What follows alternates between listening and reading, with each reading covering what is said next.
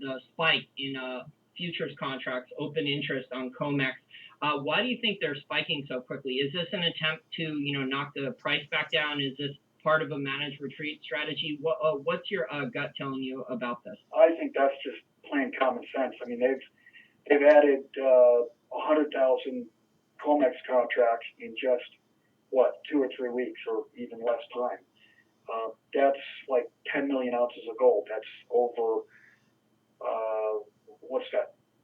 Maybe 12, 13% of global production has been added in open interest. And basically what that is when people are stepping up to buy the gold contracts, they're just opening new contracts, so it doesn't push the price is not really being pushed higher because they're diluting the value of the contracts by opening new contracts.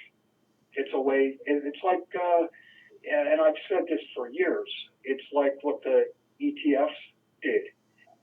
My personal opinion is that you put money into some of these ETFs and they don't buy the gold. So what happens? You thought you were buying gold, and if billions and billions of dollars went into the ETF but they didn't buy gold, it did not push the price higher.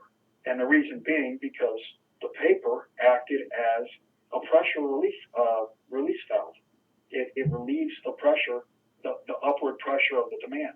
Yeah, I've heard it called fractional reserve bullion banking before, where you think you're getting the metal, but you're really just getting paper exposure. So if you actually want the metal, you're not really getting it. Although, a lot of these hedge funds that are doing trend trading, I don't think they care about the metal too much. They just want exposure to the trend. Right, that's correct. You do have the momentum traders, and they're not looking for the metal. But the paper does act as a diversion away from real metal.